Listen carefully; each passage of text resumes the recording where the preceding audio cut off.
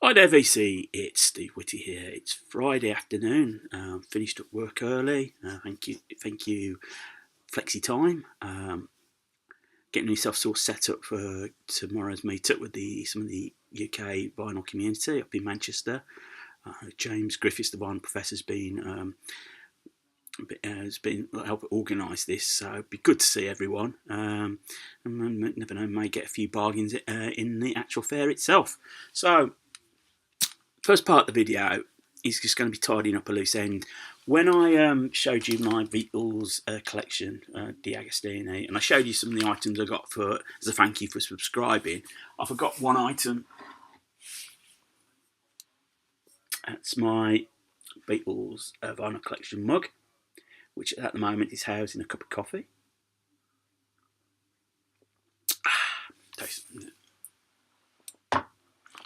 So this video is going to be a recent find video. There's not much to show. So mainly from last week. I've just been a little bit busy, and I did do the Beatles vinyl collection video. So without further ado, let's have a look what I bought last week. Yeah, Ricky Lee Jones' Pirates, a second album from 1981. I showed you a couple of videos ago a debut album which I purchased, and I found this, and I've just thought, when I saw it, I thought I'd pick this up. I'd read that Pirates was a better album, and I do agree. Yeah, it's a much better album. It is a breakup album. Ricky Lee Jones was involved in a relationship with Tom Waits, and this very much documents the relationship and its falling apart.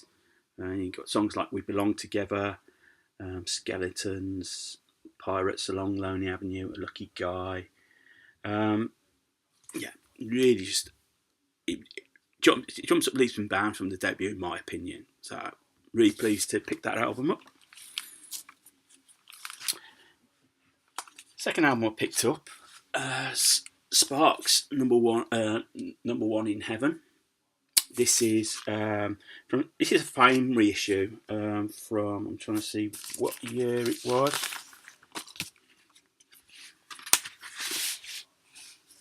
Have a look. It doesn't tell me, but I do know the original album came out in 1979. It marked a bit of a comeback in the charts for Sparks. They originally were on the Island label, got dropped as their initial popularity waned, and they hooked up with Giorgio Moroder on this album, and it's very much an album of the period. It's very much like Sparks do disco. You've got there's only 6 tracks on the album: Tryouts for the Human Race, Academy Award Performance, The Dolce Vita, Beat the Clock, My Other Voice, and then Number One Song in Heaven, which was the first hit single off the album. Beat the Clock was the other one. Tryouts for the Human Race didn't quite make the top 40. Just a great album. Just a great album. A great disco album. A great electronic album, but actually. I was a bit pleased to pick this up on that. Some great songs on there. Next album I picked up UFO's Lights Out. This is the band's, I believe, 7th album. Or 6th album. 6th album, sorry. Yeah, 6th album. And this is the first album to feature Paul Raymond on keyboards and guitars. They had Denny Puriel on No Heavy Petting, and while it did expand the sound, he didn't quite fit in. Raymond seemed to fit in better. May well be their strongest album, actually, of the lineup featuring Michael Schenker. You got songs like Too Hot to Handle, Try Me, Lights Out. They do actually a very good version of Love's Alone Again, all on it. Actually, very true to the original. Certainly better than the Damned version. You've also got Electric Fires, and probably the standout track on the album's Love to Love. Just a really good album. I think the band with the lineup at their peak, it sort of started to unravel a bit with Obsession, and then Schenker left after that, and they were probably never quite the same band again. So really pleased to pick that one up. Then I had a couple of albums that came through Amazon, and they were reissues that I thought I'd pre-order, mainly because I was finding it difficult to find hold of the original copies, and I thought, let's go for the original. I think it's a bit mixed what I've got. First up, I got Curtis Mayfield Superfly. This is the reissue that's come out. It's the 2 LP special edition. This is on black vinyl. This is when it was reissued a couple of years ago. I think it was on orange vinyl. So price. This made the price a bit more unbearable. You got the original album on basically on disc 1, and everybody knows the main tracks, Push Your Man, Freddy's Dead, and Superfly's title song. And then to end side 1, you got Get a Child, Militant March, and then the radio spot, sort of like an advert where Curtis Mayfield goes, you know what happens, Freddy's dead, sort of thing. And then record 2, what you've got, if I put that up, you got Push Your Man, Freddy's Dead, instrumental, Junkie Chase, Eddie Should Know Better, Natural 4, Eddie Should Know Better, and then side 4, Superfly, the single, Nothing on Me, the cocaine song, Freddy's Dead, the single, Underground, Check Out Your Mind, and then another radio spot. What I liked about this package is it came with this package here in its own bag, so you could keep the hype sticker on. The records itself, when they came in, were actually on the outside. So all I had to do was in the sleeve. They were not tucked in the sleeve; they were tucked in between, so sort of protect the records. So I was rather pleased with the way they came. Which is more I could say about this. I got myself a copy of Roxy Music's debut album. Been after a copy for a while, and I was finding it very difficult to find a copy.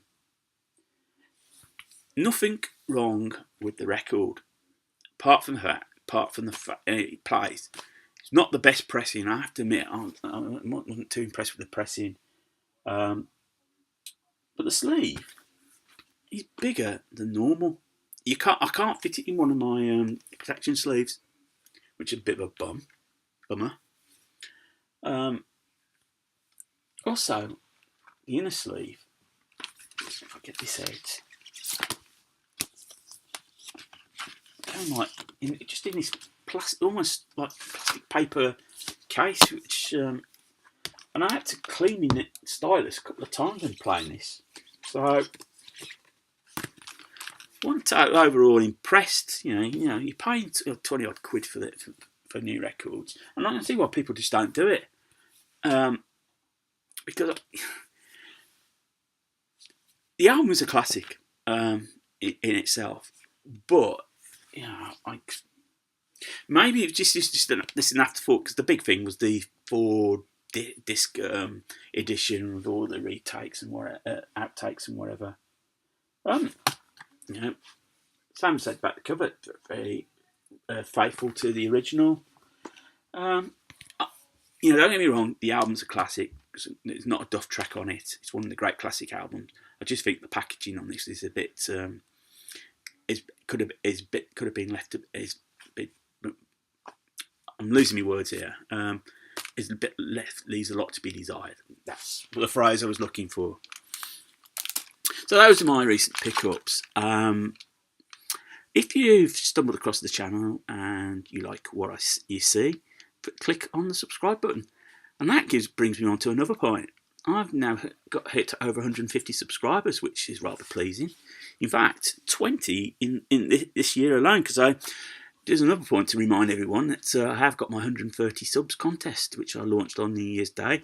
You've got to the end of February to make a video nominating a band that you think, who's not in the Rock and Roll Hall of Fame, you think should be in the Hall of Fame, and you probably in your heart of hearts know they're never going to get in the Hall of Fame. I've had 3 entries so far. So Jolly Roger, James Griffiths Vinyl Professor, and Graham Crackling Vinyl, thank you. You've got 1 in 3 chance of winning. You know, you've got plenty of time to feel free to put entries in. So, thumbs up, thumbs down if you like. And if you want to leave a comment, feel free. I'll always get back to you. So, as I said, I'm looking forward to tomorrow and the meetup. Hopefully, one of us will bring a camera or make sure we've got enough space to record a few events for tomorrow. It's going to be fun. I'm looking forward to it. So hopefully you enjoy your weekend, and I'll speak to you soon. So keep spinning. More importantly, keep smiling.